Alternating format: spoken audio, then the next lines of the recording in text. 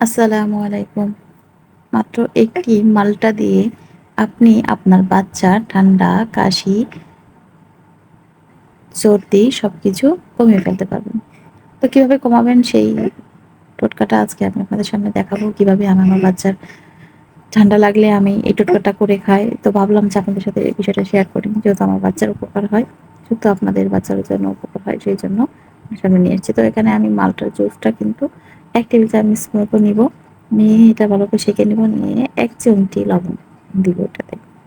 ১ চিমটি লবণ দিয়ে মিক্সড করে নিব। নিয়ে আমি এটা তো গরম করব, তো এটা তো জাল দেওয়া যাবে না। তো বাড়িতে হালকা গরম পানি নিয়ে ১ মিনিট রাখলে এটা আপনার বাচ্চার জন্য খাওয়ার উপযোগী হয়ে যাবে। আর যাদের বাসায় ওভেন আছে তারা তো ১০ সেকেন্ড ব্রেক করে নিলেই হয়ে যাবে। তো আমি ২ টা প্রসেসই দেখাচ্ছি। যাদের বাসায় ওভেন নেই তাদেরটা, যাদের ওভেন আছে সেটাও দেখাচ্ছি। তো এভাবে করে নিবেন। আর আরেকটা কথা, যেহেতু আমার বাচ্চা ১.৫ বছর, এজন্য আমি ১ টেবিল স্পুন নিয়েছি। তো আপনাদের বাচ্চার বয়স একটু বেশি হইলে আপনারা একটু বাড়িয়ে দিতে পারেন। কিন্তু অতিরিক্ত দেওয়া ঠিক না, কারণ এটাতে অ্যাসিডিটি হয়।